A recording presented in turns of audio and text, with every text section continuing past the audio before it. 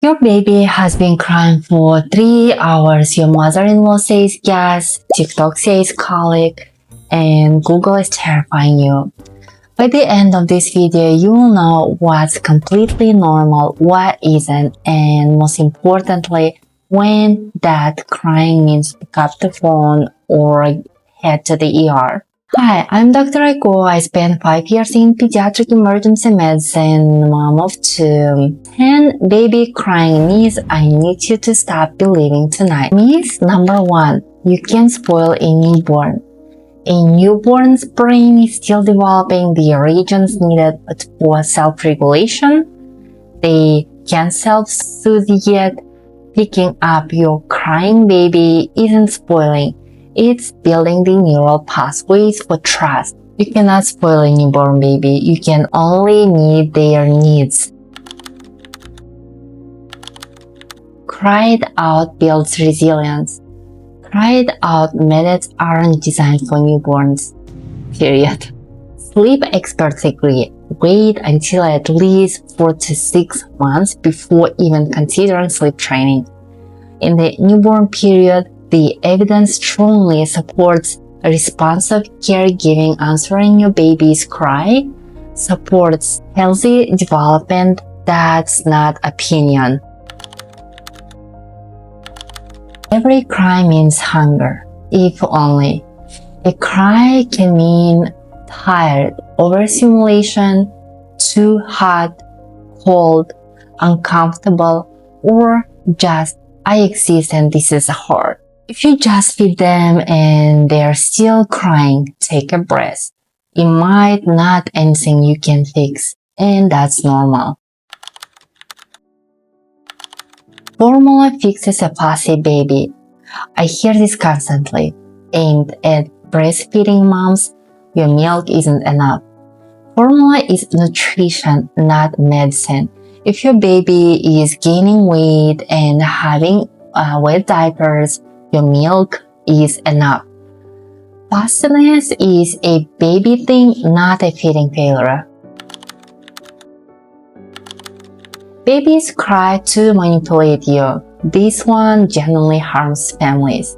Manipulation requires planning, predicting reactions, deliberate strategy. A newborn's brain does exactly none of this. Crying is communication. The only thing your baby is trying to manipulate is getting their needs met. That's not manipulation, that's survival. Pause. If you believed any of these first 5, you're not a bad parent.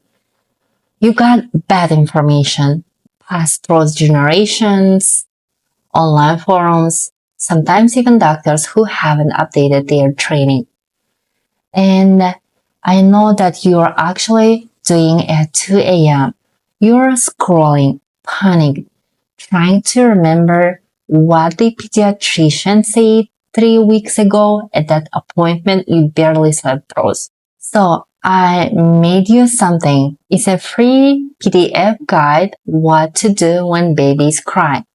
Printed. Stick it on your refrigerator. When it's 2 a.m. and your brain is offline, you just glance. A link in the description. And if you're in those exhausting newborn weeks where the crying peaks and nothing makes sense, it's always gas. The most common myth I hear in the ER: grab water, bicycle legs, burp them again.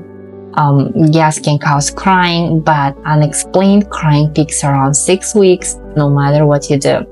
That's normal development, not a digestive crisis. If gas remedies aren't helping, stop.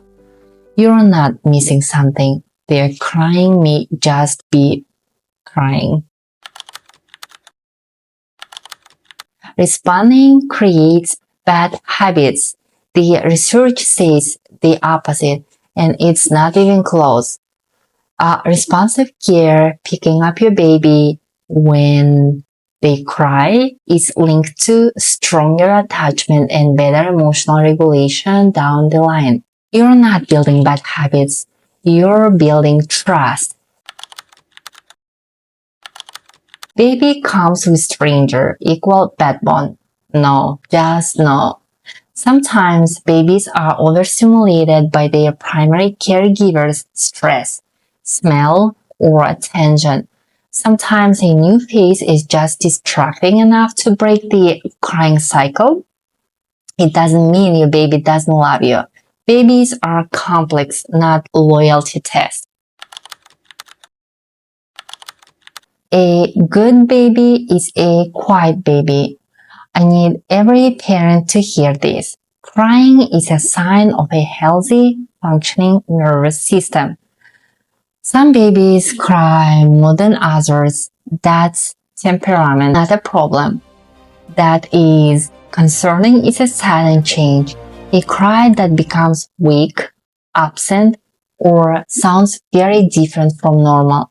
That's worth a call to your pediatrician. If nothing works, you're failing. This one breaks my heart. Unexplained crying peaks around 6 weeks. It can last hours. And sometimes, here's what nobody tells you. There is no fix. Your job isn't to be a crying, stopping machine. Your job is to be present. Be safe. Keep trying and know when to put the baby down safely and walk away for 5 minutes. If you ruled out hunger, dirty diaper, fever, and discomfort, you're not failing. Your parenting throws one of the hardest, most normal phases of infancy. A common thread. Notice what all tennies share. They blame you. You're spoiling them. You're creating bad habits. Your milk isn't enough. You're being manipulated. That's how I know they're wrong. Infant crying is biologically normal. It peaks, it passes, and the research consistently shows responsive loving care is what babies need most. Not rigid rules, not outdated advice, and definitely not guilt. Red flags when to worry. Here's when crying is a reason to seek help. Fever over 100.4 in a baby under 3 months. Difficulty breathing. Hard to wake up. Crying that sounds different, high-pitched, or weak, or just wrong. Refusing to feed, not just feeding up. Or if your gut says something is off, parent instinct is real. I've seen it save lives. That free PDF guide covers all of these red flags too. No parenting decision you make at 2 a.m. should be answered by Miss from 1950. Babies cry covers everything else. Why crying peaks around 6 weeks. What's happening in your baby's brain. And how to survive the 3-hour crying marathons with your sanity intact. Both links are in the description.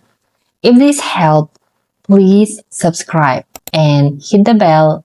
I release a new video every week to help you know when to worry and when to trust yourself. Drop a comment. What's the worst baby advice someone gave you?